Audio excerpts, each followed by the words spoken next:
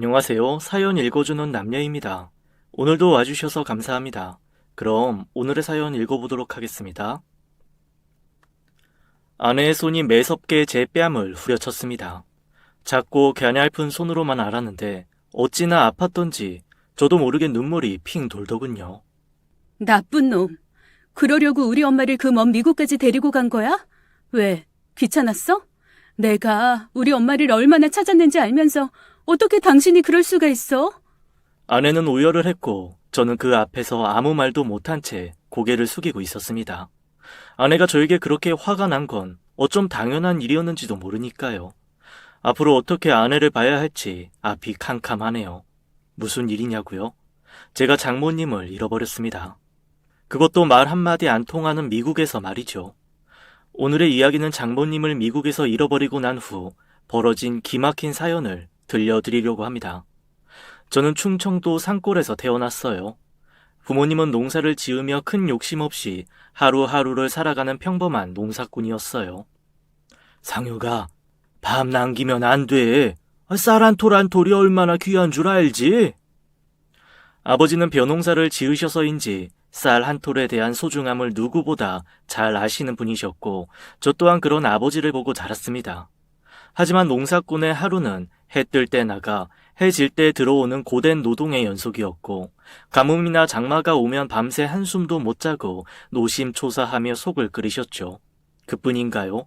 병충해 때문에 다 된 밥에 재 뿌리듯 농사를 망치는 날이면 부모님의 시름은 깊어만 갔습니다. 난 절대 이런 시골 촌구석에서 농사나 짓고 살지는 않을 거예요. 농사를 안 지으면 그럼 뭘 할 건데? 꼭 도시에 나가 돈 많이 버는 성공한 사장이 될 거라고요. 제가 그렇게 사장이 되고 싶어 하는 이유가 뭐냐고요? 저희 집에서 가까운 곳에는 고급 골프장이 있었습니다. 학교에서 오다 보면 고급 승용차를 타고 골프장으로 들어가는 사람들을 보곤 했는데 모두가 하나같이 사장님이라고 부르더군요. 그래서 저도 꼭 성공한 사장이 되어 고향에 금이 환영해야겠다는 생각을 했습니다. 그런 제 생각이 너무 간절해서일까요? 어릴 적부터 병충해로 고생하는 부모님을 보며 시작하게 된 친환경 농약 개발에 성공했습니다. 당장이라도 대박이 날 것 같았지요. 그러나 막상 개발해서 판매로는 이어지기가 쉽지 않았습니다. 그토록 외치던 도시로 나가 관계되는 많은 회사들을 만나보았지만 다들 검증이 되지 않은 개인의 개발 제품을 쉽게 사주지는 않더군요. 특히 대기업은 자체 내에 연구원들이 있어서 따로 연구를 하고 있다며 거절을 했고 중소기업은 제품을 구입하기에는 자금력이 떨어지는 것이 문제였습니다. 그냥 돌아와. 서울에 얼마나 똑똑하고 잘난 사람들이 많은데. 아버지, 그래도 태어날 때부터 농사꾼의 아들인 저를 이기지 못해요. 저 끝까지 포기 안 할 겁니다. 그렇게 아버지에게 자신만만하게 이야기를 하긴 했지만 가지고 온 돈도 다 떨어져 하루 잘 곳도 마땅치 않은 마당에 고민이 많았어요. 오늘도 찜질방에서 하루를 기거해야 할 것 같습니다. 정년, 나 등 좀 밀어줄 수 있나? 60대 후반인 듯한 노인분이 혼자 목욕탕에 오셔서 저에게 등을 밀어달라고 청하시더군요. 전 아버지 생각도 나고 해서 얼른 노인분의 등을 깨끗하게 밀어드렸어요. 아이고, 시원하다. 아주 손이 야무지구만. 예. 제가 시골에서 자라서 여기 사람들보다는 손이 단단한 겁니다. 시골? 시골 어디? 예. 충청도 문경 쪽입니다. 아이고, 그래? 나도 문경이 고향인데, 여기서 고향 사람을 다 만나네? 우리나라가 워낙 혈연, 지연, 학연, 이 세 가지 가지면 다 되는 곳 아닙니까? 그분은 같은 고향 사람을 만났다고 얼마나 기뻐하시던지 나오자마자 식혜 한 잔을 사주셨습니다. 서울 만만치 않은데 고생이 많구만. 그래도 젊은 사람이 용기가 대단해. 이렇게 두드리다 보면 언젠가는 열릴 거요. 감사합니다. 근데 혼자 오셨어요? 나 혼자야. 우리 마누라는 고생만 하다 일찍 떠났고 자식은 없어. 너무나 왜소하고 보잘것없는 노인이 돈도 없어 저와 같이 찜질방에 왔구나 하는 생각을 하니 마음이 짠했습니다. 어르신, 혹시 뭐 급하신 일이나 등 미실 일 있으면 연락주세요. 제가 도와드릴게요. 저는 자꾸 시골에 계신 아버지 생각이 나서 제 연락처를 드렸습니다. 그리고 며칠이 지났을까요? 아무래도 더는 못 버틸 것 같아 일단 집으로 내려가기로 생각하고 있었는데 전화가 왔습니다.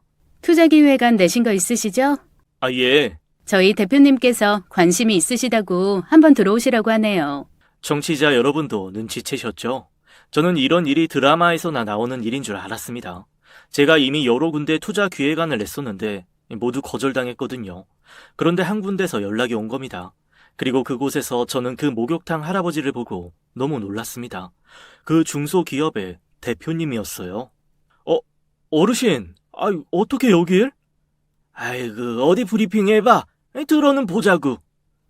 그렇게 저에게 말도 안 되는 운이 닿았고 제 브리핑을 들은 어르신은 바로 담당자에게 소개를 하시더군요. 아버지, 저 됐어요. 제 아이템을 사겠다는 곳이 나왔어요. 저는 그렇게 말도 안 되는 인연을 만나 결국 제가 말하던 도시에 첫 진입을 했고 최선을 다해 일을 했습니다. 그리고 꼭 10년 만에 이 촌놈은 드디어 친환경 회사의 사장이 되었어요. 그 사이 할아버지, 대표님은 이미 갖고 계시던 지병으로 돌아가셨습니다. 지금도 전 제가 이렇게 성공한 건 그 어르신 덕분이라고 생각하고 있어요. 그렇게 대표가 된 저는 더더욱 발로 뛰고 공부하며 미친 듯이 회사를 키워갔습니다. 시간이 지나면서 한국뿐 아니라 해외에까지 저희 제품이 팔리기 시작했고 저는 시골 농사꾼의 아들에서 환경을 선도하는 리더가 되기 시작했습니다. 아버지, 이번 주에 라운딩하러 내려갈 거예요. 그때 집에 갈게요. 저는 가끔 골프 라운딩을 위해 고향을 찾았고 그때마다 부모님을 뵈었습니다. 서울로 올라오시라고 해도 절대 안 오시겠다고 고집을 피우시는 부모님은 지금도 열심히 농사를 짓고 계시죠. 성공한 아들의 모습을 기다리는 부모님을 뵙는다는 건 참 행복한 일입니다. 일도 좋지만 장가를 가야지. 이러다 금방 40대고 50대는 거야. 부모님은 제가 돈을 많이 벌고 명예를 얻어도 결혼을 하지 않는 것이 내내 걸리셨나 봅니다. 그러다 보니 앞만 보고 달리기만 했던 제 나이가 어느새 30을 훌쩍 넘어 40으로 향하고 있네요. 대표님, 제가 있는 동호회에 친환경 사업에 관심이 많은 바이오 한 분이 계신데 중동 쪽의 판로를 뚫기 좋을 것 같습니다. 일이라면 어디든 뛰어가는 저였지요.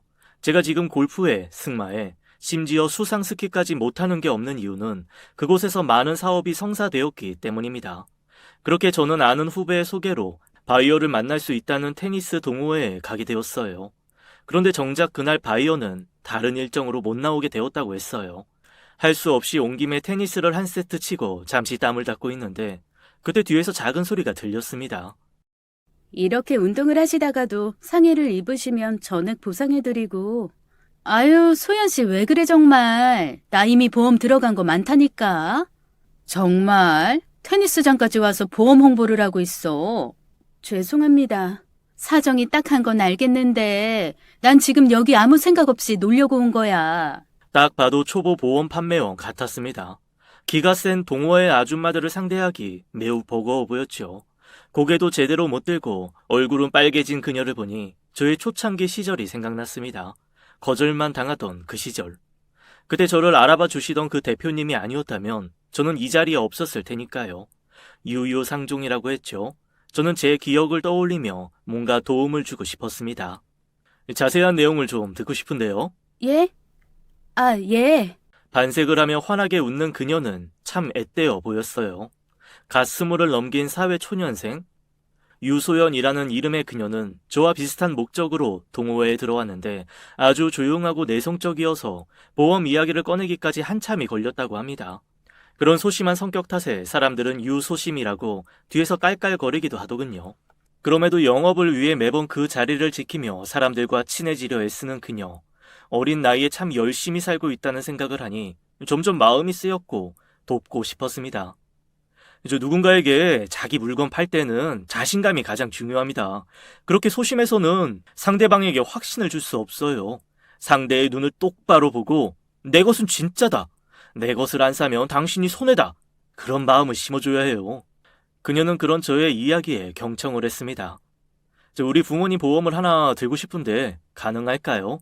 연세가 있으셔서 보험 같은 걸 들어보신 적도 없고. 그럼요. 요즘은 어르신들도 보험 다 들 수 있습니다. 제가 직접 만나 뵙고 상담해 드릴게요. 여기서 한참 가셔야 하는데요. 충청도에 계시거든요. 괜찮습니다. 그냥 여행하시는 셈 치고 가면 돼요. 이렇게 적극적인 아가씨였다는 게 믿기지 않을 정도였습니다. 그렇게 그녀와 인연이 된 저는 보험을 미끼로 부모님께 자연스럽게 소개를 했죠. 싹싹하고 차분하고 무엇보다 이쁘더라. 참 남자들이란 겨우 한 번 보고 어찌한다고. 너무 말이 없어서. 10길 물속은 알아도 한 길 사람 속은 모르는 거야. 그냥 보험 상담해주러 온 아가씨예요. 그래도 여기까지 온 거 보면 그냥 보험원은 아니구만. 인연은 모르는 거니 차분하게 만나보려무나. 예. 이렇게 이야기는 했지만 내심 이 아가씨에 대한 호감이 생겼습니다. 제가 그때 그 어르신과의 인연으로 지금의 인생을 살고 있으니 이 아가씨와 또 어떤 인연이 될지 괜히 설레더군요. 그날 이후 저는 주변의 지인들을 소개하며 소연 씨의 보험 실적에 지대한 공을 세워갔어요. 저 너무 고마워서요. 식사 대접 한번 하고 싶은데. 그래요? 나 그럼 식사 한 끼 대접 받아도 되겠죠? 그럼요. 당연하죠. 이렇게 저희 둘은 첫 데이트를 했습니다. 마음을 열어서인지 소연 씨는 담담하게 자신의 이야기를 꺼내놓더군요. 전 사실 부모님이 안 계셔요. 그래서 지난번 대표님 부모님 뵈러 갔을 때 얼마나 따뜻하고 좋았는지 몰라요. 저도 저런 부모님이 계신다면 얼마나 좋을까 하고요. 철이 들기도 전 고아원에 버려진 그녀는 고아원 내에서도 왕따를 당할 만큼 너무 내성적이었다고 합니다. 고아원을 빨리 나오기 위해서 열심히 공부하고 독립했지만 이 지나치게 내성적인 성격 때문에 어느 회사든 적응하지 못하고 떠돌아다니다가 결국에는 보험 시장에까지 뛰어들게 된 것입니다. 아이러니하죠. 내성적인 성격 때문에 사람을 자주 만나야 하는 직업군에 뛰어들다니. 그 결과는 짐작하듯이 적응을 못하고 항상 꼴찌를 달리고 있는 실정이라고 하네요. 그래도 대표님 만나고 힘을 많이 얻었습니다. 아니요. 그게 다 소연 씨가 가지고 있는 잠재 능력이에요. 누구에게나 자신도 모르는 능력이 있다고 하잖아요. 아니요. 저는 제가 잘 알아요. 사실 이번 달에도 실적이 안 좋으면 그만둬야 했는데 대표님 덕분에 제가 이번 달에 실적을 많이 올려서 살아남을 수 있게 되었어요. 어떻게 이 은혜를 보답해야 할지 모르겠네요. 그래서 지금 저 이렇게 밥 얻어먹고 있는 거 아닙니까? 저는 밥보다 귀한 건 없다고 생각하는 사람이에요. 대표님 덕분에 희망이 생긴 것 같아요. 저 정말 열심히 살 거예요. 비록 지금은 어렵지만 그래도 열심히 하면 분명 꿈은 이루어질 테니까요. 소연 씨는 보기보다 훨씬 좋은 여자 같았습니다. 그동안 일에 매달려 앞만 보고 달려왔던 저는 소연 씨와 함께 있는 시간이 유일한 휴식이 되었죠. 그리고 이런 여자와 함께 평생 살고 싶었습니다. 그래도 제가 너무 다가가면 소심한 그녀가 뒤로 물러갈까 조심스러워서 아주 천천히 둘 관계를 유지하며 제 마음을 표현했죠. 그런 제 마음이 통했던 걸까요? 그녀도 제 마음을 받아들였습니다. 10살 차이라는 적지 않은 나이 차이가 있었지만 연애한 지 1년 만에 결혼을 하게 되었습니다. 이제 보험일 그만해. 네? 왜요? 당신 적성에 맞지 않아. 전에야 당신이 벌지 않으면 안 돼서 길을 쓰고 버텼겠지만 지금은 내가 있잖아. 그냥 집에서 당신 하고 싶은 거 하고 편하게 살면 좋겠어. 솔직히 내가 사랑하는 아내가 남 앞에서 고개를 조아리면서 구걸하듯 보험을 판매하는 모습이 전 너무 싫었고 힘들게 살아온 그 사람을 좀 편하게 해주고 싶었으니까요. 고마워요. 그리고 이거. 이건 무슨 카드예요? 무슨 카드긴 당신 카드지. 당신 그동안 벌었던 돈 거의 다 적금으로 쏟아부느라 하고 싶은 거 사고 싶은 거 마음대로 못했잖아. 그 적금도 결국 결혼 자금으로 다 써버리고 말이야. 이걸로 당신 하고 싶은 거 마음껏 써요. 고마워요. 난 지금 꿈을 꾸는 것 같아요. 아내의 기뻐하는 모습에 전 행복했습니다. 저는 시골에서 살았지만 좋은 부모님이 계셨기에 제가 하고 싶은 거 다 하고 살았지요. 이제 제가 누렸던 것을 이 사람에게도 누리게 해주고 싶었습니다. 그래서 카드도 주었고 통장도 맡긴 거죠. 그렇게 아내에게 모든 살림을 맡긴 저는 마음 편하게 사업에 몰두했고 집안일을 신경 쓸 겨를조차 없었습니다. 그리고 열흘간 해외로 출장을 다녀와 피곤한 몸을 이끌고 집으로 갔습니다. 그런데 아내가 없더군요. 외출을 한 모양입니다. 전화를 해도 받지를 않기에 저는 샤워를 하고 쉬려고 방으로 들어갔습니다. 그런데 아내의 화장대 위에 카드 명세서가 보이기에 저는 무심코 펼쳐보았다가 좀 놀랐습니다. 카드 값이 예상보다 너무 많이 나왔기 때문이었어요. 그때입니다. 아내가 들어오더군요. 어머, 당신 왔어요? 그래. 어디 다녀와?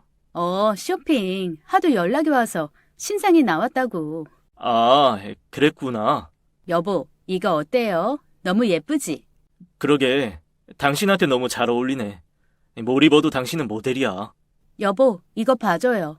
이번에 백화점에서 한정판으로 판매하는 거 어렵게 구입했어. 그래? 지난번 것도 비슷한 것 같은데? 참, 남자들은 이렇다니까. 지난번 것은 작년 모델이거든. 그래서 색이 좀 다르잖아요. 아내는 이미 백화점의 VIP 고객이 된 모양입니다. 처음엔 쇼핑을 하고 와서 행복해하는 아내를 보며 뿌듯했지만 갈수록 좀 심하다 싶을 정도로 아내의 소비가 많아졌어요. 여보, 이번 달 카드값이 너무 많이 나왔던데? 그치. 할부로 할까 하다. 그러면 괜히 무시당할까봐 내가 일시불로 해서 그래. 아, 그래? 네, 앞으로는 좀 줄이면 어떨까? 그 소리에 이내 풀이 죽은 듯 고개를 숙이는 아내. 그치? 내가 너무 많이 썼지? 어릴 적부터 늘 왕따만 당하다 직원들한테 대우받고 사모님 소리 들으니까 나도 모르게 기분이 좋아지고 그래서 그쪽에서 권하면 사고 그랬어. 미안해 여보. 이제부터 조심할게. 그런 이야기가 아니야. 당신 기분 좋아지고 자존감 높아진다는데 나도 당신이 다른 사람한테 대우받는 거 좋아. 난 그냥 곧 아기도 생길 거고 하니까 다른 취미 생활하면 어떨까 한 거지. 미안해 여보. 나도 얼른 아기 갖고 싶어. 당신도 알겠지만 난 고아로 자라서 내 아기를 갖는 게 소원이거든. 우리 아기에겐 엄마의 정을 듬뿍 주고 키울 거야. 전 아내에게 괜한 이야기를 했다는 생각이 들어 미안했습니다. 어린 시절부터 외롭고 힘들었을 아내가 돈 좀 쓴다고 제가 감시하듯 하는 게 기분 상했을 거예요. 그리고 아기가 생기면 아내의 쇼핑도 자연스럽게 줄을 거라 생각했습니다. 왜 아직 소식이 없어? 결혼한 지가 3년이 다 됐는데. 곧 생기겠죠. 병원이라도 가봐. 무슨 문제 있나? 그런 거 없어요. 저 사람도 젊고 저도 건강하니까 곧 생길 거예요. 부모님의 걱정을 듣고 와서인지 신경이 쓰이더군요. 그래서 병원을 가서 검사를 했는데 역시 우리들 모두 건강한 신체였습니다. 거봐요. 문제 없다니까. 때가 되면 생길 걸. 당신도 참. 부모님이 걱정하시니까 그랬지. 그때 아내 눈에서 눈물을 보았습니다. 여보, 당신 섭섭했구나. 내가 괜히 쓸데없이 병원에 오자고 해서 미안해. 그런 게 아니고 나 요 며칠 계속 엄마 꿈꿔. 엄마? 응, 날 낳아준 엄마. 아기를 갖고 싶다는 생각을 해서인지 매일 밤마다 엄마가 나오는데 아내는 눈물을 흘렸고 저는 그런 아내가 너무 안쓰러웠습니다. 다른 집에서는 아기 낳으면 친정엄마가 돌봐주고 산후조리도 해준다고 하던데 난 누가 해줄까 생각하면 너무 마음이 아프고 속상해. 아내는 그날 이후로 무표정하게 하늘을 바라보는 시간이 많았습니다. 최근 들어 회사 일로 나가 있는 시간이 많다 보니 아내의 외로움이 점점 심해졌나 봅니다. 아기가 생기더라도 주변에서 들어보니 산후 우울증으로 더 심해질 수 있다던데 아무래도 그녀의 어머니를 찾는 것이 최고의 방법일 것 같습니다. 싫어. 나 버리고 간 사람인데 지금 와서 뭐하러 찾아?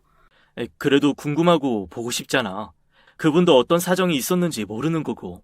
아내는 만나기 싫다고 외면했지만 저는 꼭 찾아주고 싶었습니다. 그녀의 어머니를 찾을 단서는 딱 하나 있었어요. 그녀가 고아원에 맡겨졌을 때 주머니 속에 꼬깃꼬깃 있었다는 낡은 사진 한 장. 바로 어머니와 함께 찍은 어린 시절 사진이었어요. 그 뒤에 희미하게 적혀있는 사랑하는 내 딸 소연이와 함께 한영숙. 거의 해져버린 사진이지만 얼굴과 이름이 있으니 분명 찾을 수 있을 거라고 생각했죠. 저는 사람을 잘 찾아준다는 심부름 센터에 의뢰했습니다. 물론 찾을 순 있지만 워낙 오래전 일이고 또 겨우 이 사진 한 장이라니 저 혼자로는 안 되겠는데요. 결국은 돈을 배로 달라고 했고 저는 아내를 위한 일이기에 그쪽에서 원하는 대로 돈을 지불하였습니다. 그렇게 몇 주가 흘렀을까요? 심부름 센터에서 연락이 왔습니다. 찾았다고요? 예, 주신 사진에 인물 맞고요. 본인이 그때 말씀하신 고아원의 아이를 맡겼다고 하더군요. 저는 너무 뛸 듯이 기뻤습니다. 저는 곧장 아내에게 이 소식을 전했지만 아내의 반응은 아주 냉랭했습니다. 그래도 가보자. 당신 꿈마다 그리워해놓고. 싫다고 했잖아. 뻔뻔하게 어떻게 나타나. 내 엄마라고. 아내를 이해 못하는 것도 아닙니다.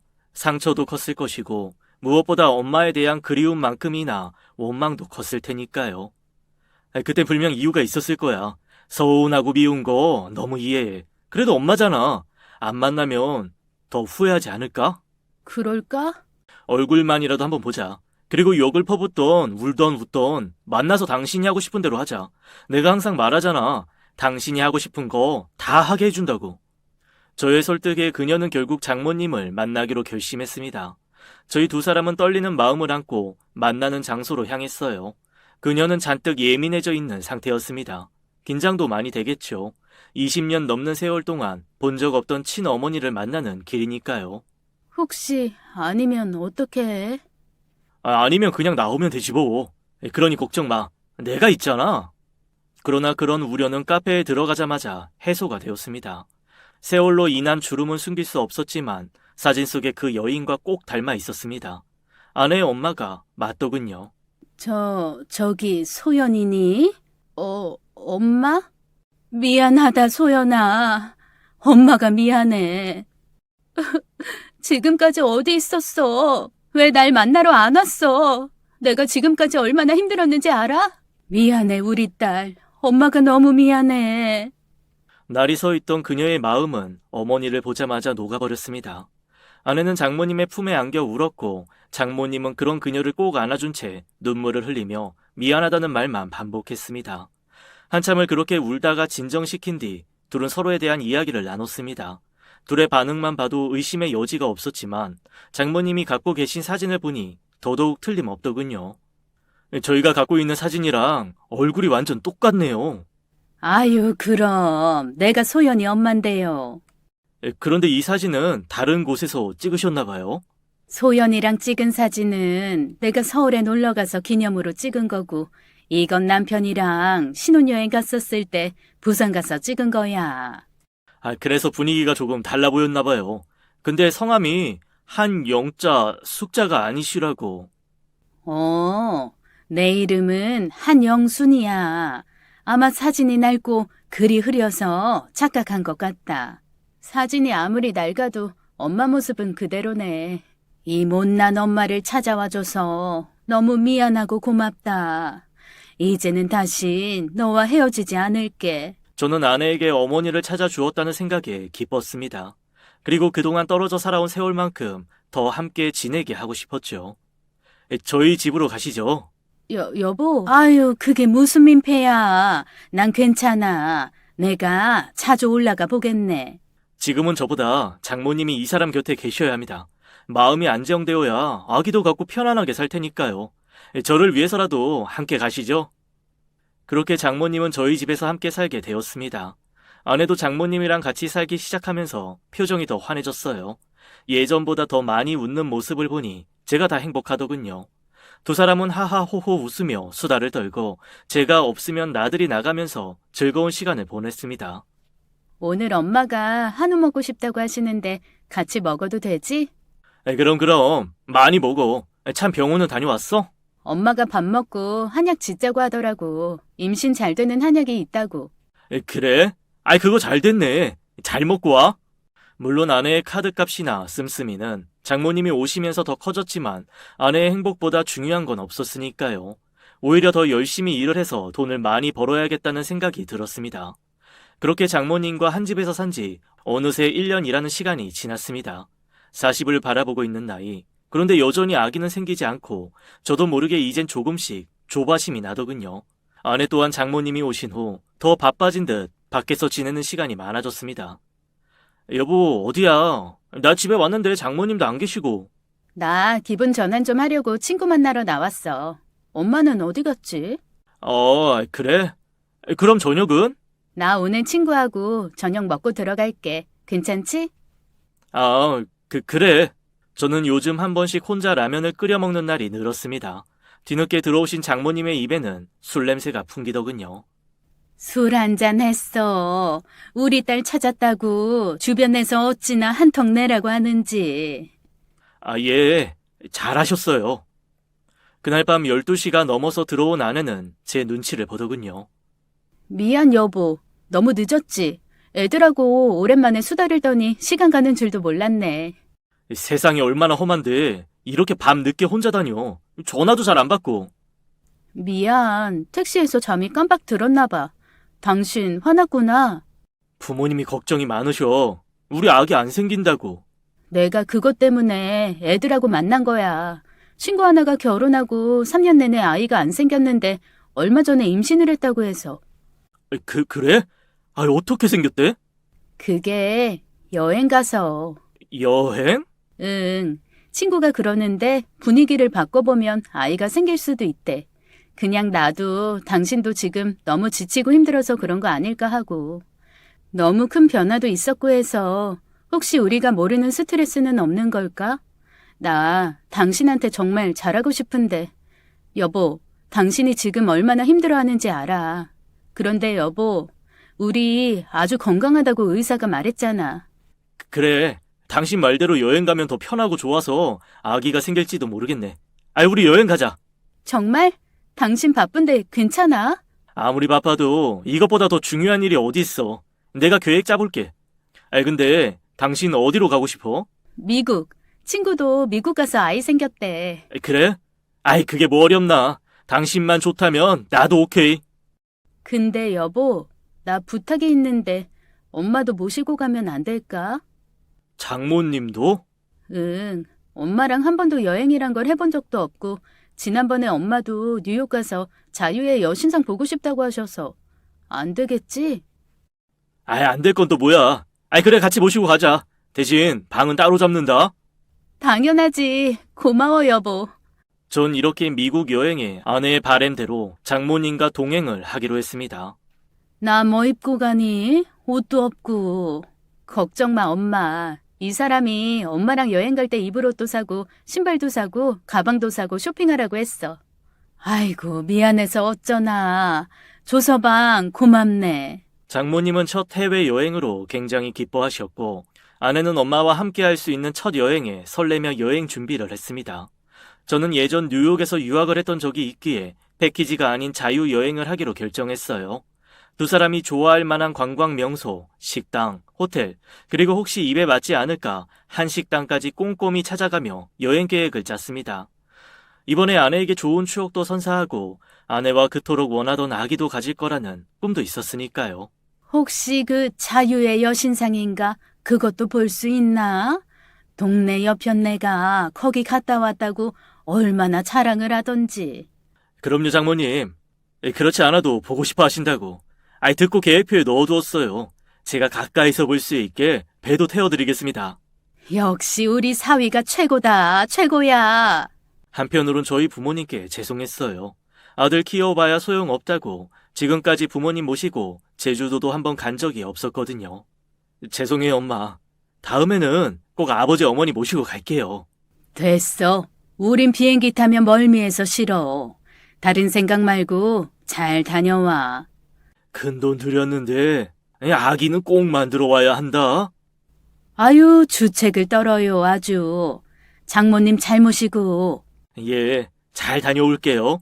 괜찮다고 말씀하셨지만 돌아오는데 두 분 얼굴에 섭섭함이 보이더군요. 참 나쁜 아들이지요.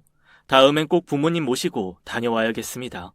그렇게 여행은 다가왔고 일주일을 회사를 비우려니 급하게 마무리할 것도 많고 정신없는 시간들이 지났습니다. 그리고 드디어 기다리던 여행일이 다가왔습니다. 여보, 여권 잘 챙기고 장모님 것도 챙겼지? 그럼. 공항에 도착하니 이미 출국 심사를 위해 줄이 길게 서 있더군요. 그런데 그때 아내의 전화기가 울렸습니다.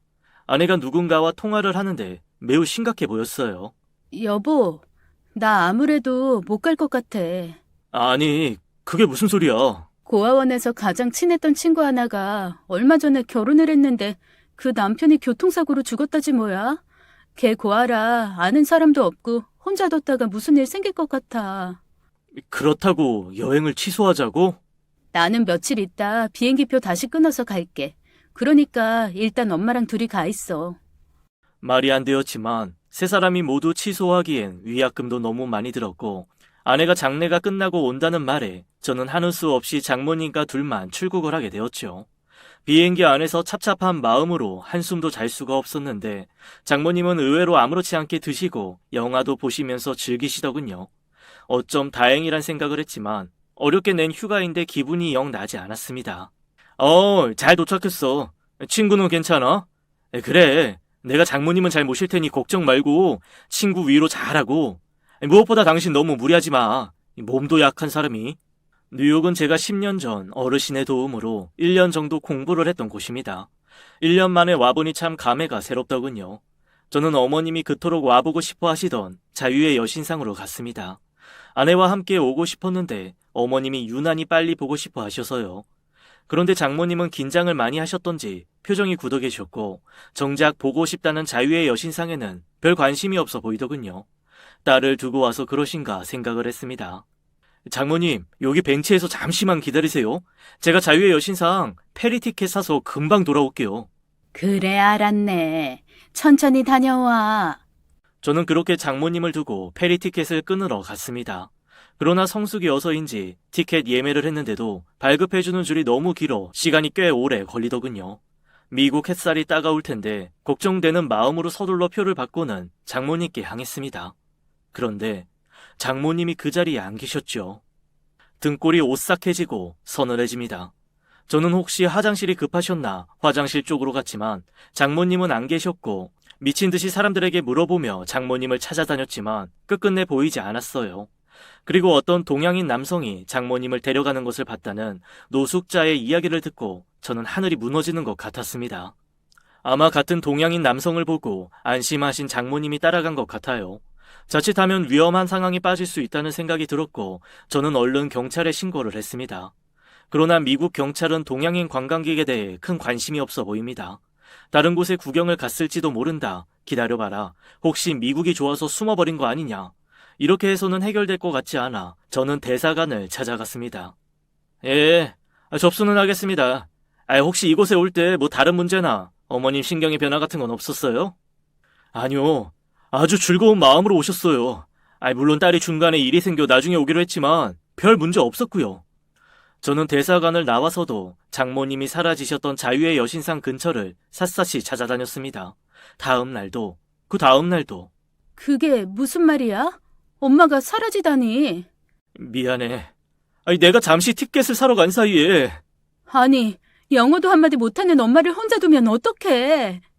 벤치에 잠시 앉아 계시라고 했는데 일단 경찰과 대사관에 신고는 했어.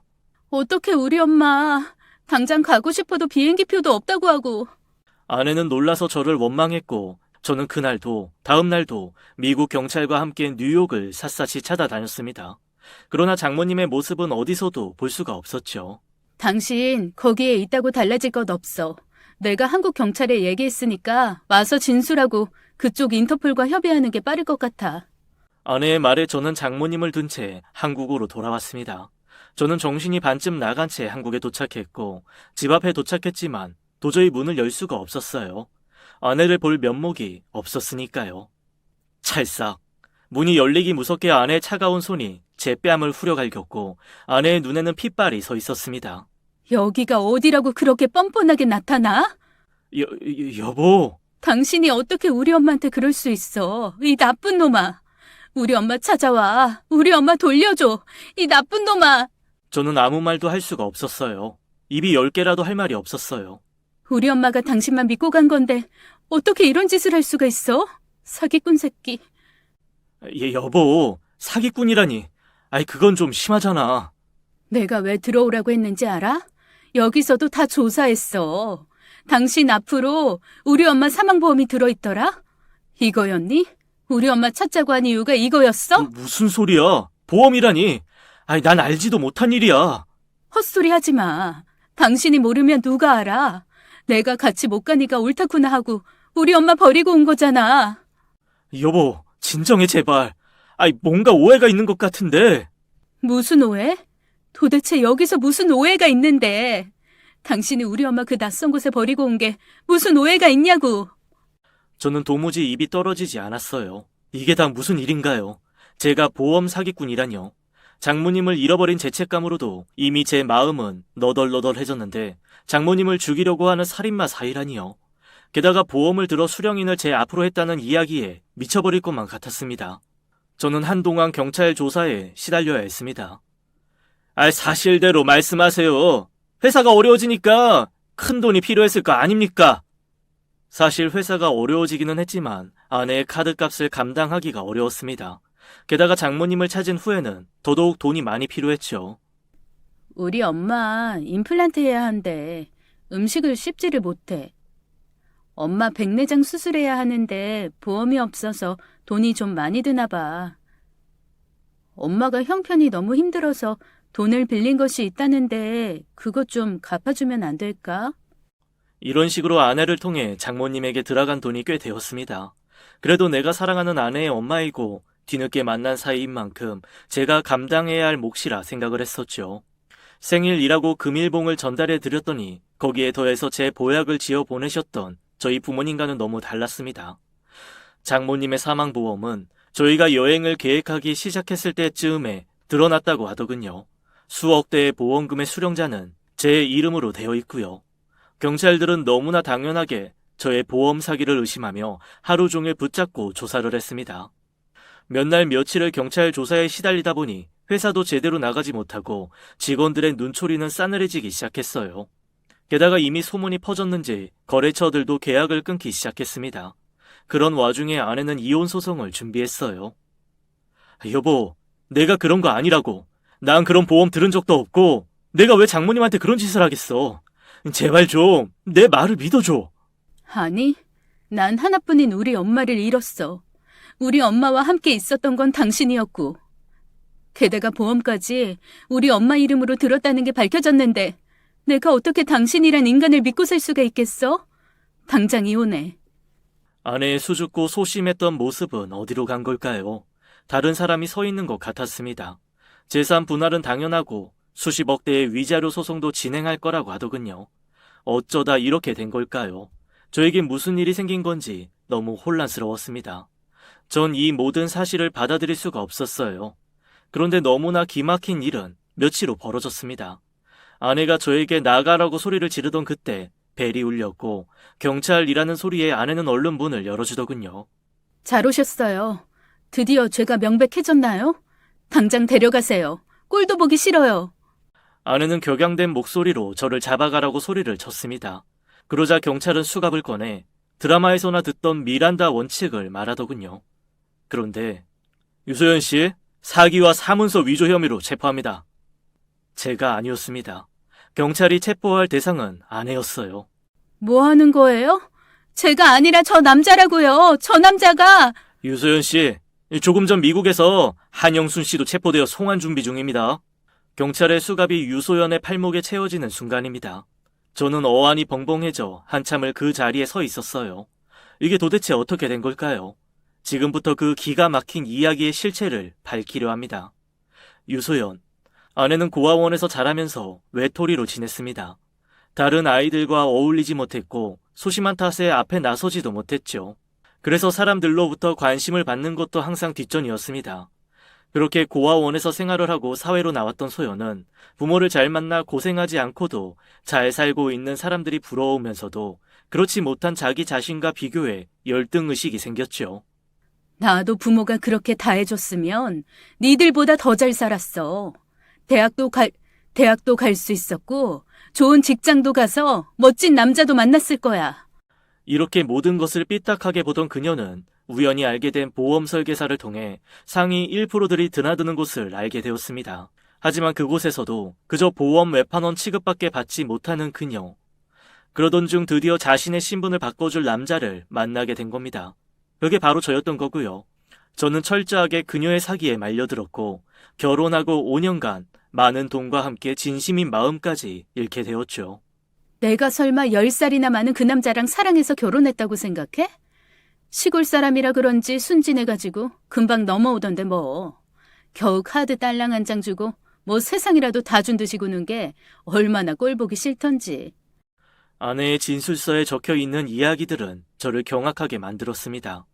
결혼 후 아내는 자신이 그동안 갖지 못했던 것을 모두 갖게 되었습니다. 한 푼을 아껴서 적금을 들어야 했던 그때와 비교해서 이제는 자신의 마음대로 쓸 돈이 생겼던 거죠. 갑자기 바뀌어버린 상황에 자제력을 잃고만 아내는 사치는 물론이고 도박까지 손을 대기 시작했습니다. 처음엔 작게 시작했으나 자기를 사모님이라고 대우해주고 어딜 가든 여왕 대접을 하는 술집과 도박장에서 아내는 변해갔습니다. 그러면서 저에게 말할 수 없는 수억 원의 빚까지 생겨버린 겁니다. 하지만 거기서 끝내지 못한 채 결국 도박의 늪에 빠지게 되고 사채까지 쓰게 되면서 최악의 상황으로 치닫게 되었답니다. 어쩜 제가 이 상황을 만든 건 아닌지 죄책감까지 느껴지더군요. 저에겐 말을 못하고 그렇다고 사채업자에게까지 쫓기는 상황이 오자 엄마라는 존재를 내세워 돈을 뜯어내려 했던 겁니다. 우리 소연이 행복해 보여서 이 엄마는 너무 좋다. 그동안 고생 많이 했을 텐데 이렇게 좋은 남자 만나서 잘 사니 무슨 걱정이 있겠니? 행복? 내가 행복해 보여? 그럼 이만하면 행복한 거지. 카드 쓰라고 척척 내주는 남편 있겠다. 좋은 집에서 손 하나 까딱안 하면서 왕비 대접받고 살고. 참 모르는 소리 하시네. 하긴 나에 대해 알 리가 없지. 내가 지금 얼마나 힘든 줄 알아? 하루하루가 얼마나 조마조마한 줄 아냐고. 너 무슨 일이 있어? 왜 조마조마한데? 그런 게 있어. 엄마가 뭘 알겠어. 다 늦게 나타나서. 내가 보기엔 저만한 사람 없던데 너 엄청 사랑하고. 사랑 같은 소리 한다. 내가 설마 그런 늑다리가 사랑한다고 옆에 있겠어? 다 돈이지 돈. 이 세상에는 돈이 전부더라고. 돈 많은 사람들은 그냥 있어도 옆에 사람들이 줄줄 붙어 다녀. 그런데 돈 없으면 파리떼만 꼬여요. 혹시나 하고 돈 많은 사람들 동네에 기웃거리다 드디어 하나 잡은 호구가 바로 저 남자야. 그런 줄도 모르고 내가 무슨 섬처녀쯤으로 보이나 봐. 소연아, 너 지금 술 취해서 하는 소리 아니지? 왜? 엄마도 돈 때문에 나 버린 거 아니었어? 생각해봐. 아이까지 낳으면 몸만 망가져서 이런 비싼 명품 사봤자 다 똥 되는데. 미쳤어? 아이를 낳게? 열심히 피임하느라 고생만 엄청 하고 있지 뭐. 그럼 너 네 남편을 사랑해서 결혼한 게 아니란 말이야? 그래요, 그래. 내가 사랑하는 건 그 사람이 아니라 그 사람의 돈이라고. 애한테 쓸 돈 있으면 나한테 더 쓰면 되지. 안 그래도 그놈의 빚 때문에 미치겠는데 말이야. 빚? 그제서야 아내는 장모님에게 자신이 빚쟁이들에게 쫓긴다는 이야기를 했고 그 이야기를 들은 장모님은 아내를 나무라기는커녕 말도 안 되는 방법을 생각해냈답니다. 소연아, 너 예전에 보험회사에서 일했다고 했지? 어차피 돈이 목적이면 확실하게 뜯어내고 끝내자. 너 도박해서 빚진 거 알면 어차피 이혼당할 거고 그러느니 네가 먼저 선수 치는 거야. 엄마. 그랬습니다. 그때 그날 두 사람은 저를 이용해서 보험 사기를 작당하게 되었고 아내의 보험 경력을 이용한 거죠. 장모야말로 남을 등쳐먹고 사는 천상 사기꾼이었습니다. 유소연이 술김에 진심을 이야기하자 그걸 바로 엮어서 사기를 공모한 거죠. 그녀와 장모는 그렇게 계획을 세우고 제 명의의 폰을 몰래 만들어 사망보험을 들었던 것입니다. 제 목소리는 장모와 오랫동안 알고 지냈던 내연남이 흉내내어 녹취를 했던 거고요. 미국에서 장모를 데려갔다는 동양인 남자가 사실 그 내연남이었답니다. 자유의 여신상을 그토록 가자고 외쳤던 것도 아내가 일부러 미국 여행에 빠진 것도 그들이 저를 속이기 위함이었죠.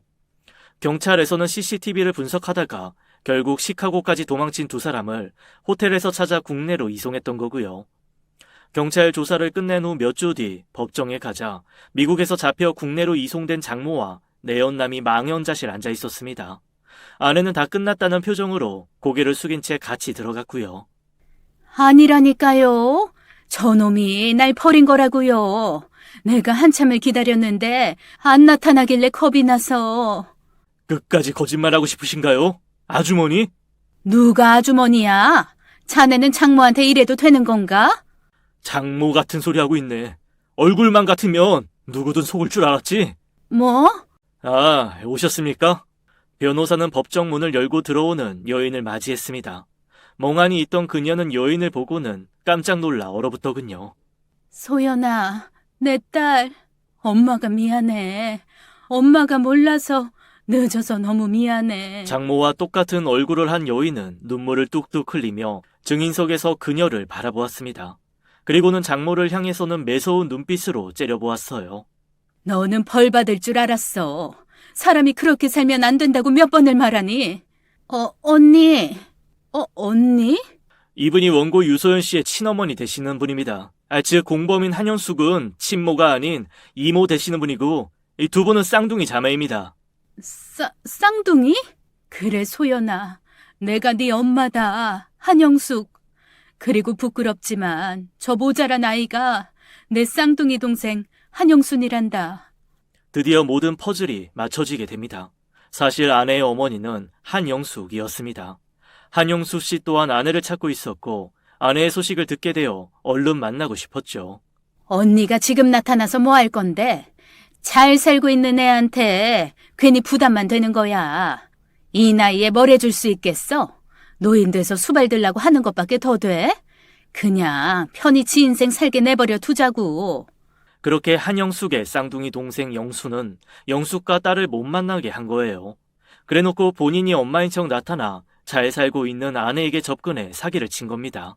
사기칠 사람이 없어서 하나뿐인 조카한테 사기를 쳐? 언니가 버린 자식 내가 키우겠다는데 무슨 상관이야?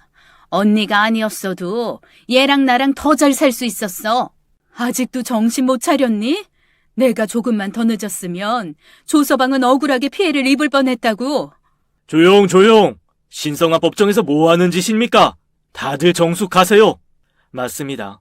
미국에서 한영순이 실종 신고가 되었다는 사실을 알게 된 아내의 친모가 경찰을 찾아왔고 모든 실체를 이야기해 준 것입니다. 경찰은 수사 방향을 틀어 가짜 장모의 사기 혐의를 집중적으로 조사하기 시작했고 결국 저에 대한 혐의가 풀리게 된 것이에요. 저는 아내를 보며 잠시 망설였지만 고발을 하기로 결심했습니다. 물론 가짜 장모도 같이요. 결국 가짜 장모와 내연남은 그동안의 사기 전가로 인해 징역 2년형을 선고받았고 유소연은 징역 1년형을 받게 되었습니다. 죄가 밉지만 사람을 미워할 수 없다면서 딸의 죄를 감싸주려 애쓰던 아내의 친모는 결국 오열을 했습니다. 울긴 뭘 울어? 나 버렸으면 이렇게 될 수도 있는 거 알아야 할 거 아니야. 이제 와서 나타나가지고 왜 모든 걸 망쳐? 당신이 지금까지 나한테 해준 게 뭐가 있어서 마지막까지 망치냐고. 내 인생 책임져. 반성의 기미가 전혀 없이 소리치는 그녀의 발악은 어머니의 마음에 대목 같은 상처를 내더군요. 그날 저는 아무 얘기도 할 수 없었습니다. 이 모든 책임이 저에게도 있었으니까요. 정말 아기를 가질 생각이 없었던 거야? 아기가 뭐가 중요해? 그냥 나 사랑한 거 아니었어? 전 아내를 끝까지 용서하려 했지만 아내는 저의 사랑을 이용만 했습니다. 그 이후로 저는 회사 일을 정리하여 유능한 인재에게 넘겨주고 고향으로 돌아와 부모님이 일구시던 농사를 돕고 있습니다. 사업도 좋고 성공도 좋지만 자연 좋고 인심 좋은 고향에 오니 마음이 참 편안해지더군요. 왜 부모님들이 그렇게 이곳을 안 떠나시는지 알겠습니다. 한바탕 큰 태풍이 지나간 것 같습니다. 사람은 누구나 겪어야 할 시련의 총량이 있다고 합니다. 저는 그래도 일찍 겪었고 부모님이 계셔서 제자리로 돌아올 수 있었습니다. 오늘은 부모님께 사랑한다는 고백이라도 해야 할까요? 그런 면에서 아내가 여전히 짠하게 느껴지긴 합니다. 진정한 행복은 받는 것보다 주었을 때 훨씬 크다는 것을 그녀도 꼭 깨닫기 바라면서 오늘의 이야기 마치겠습니다.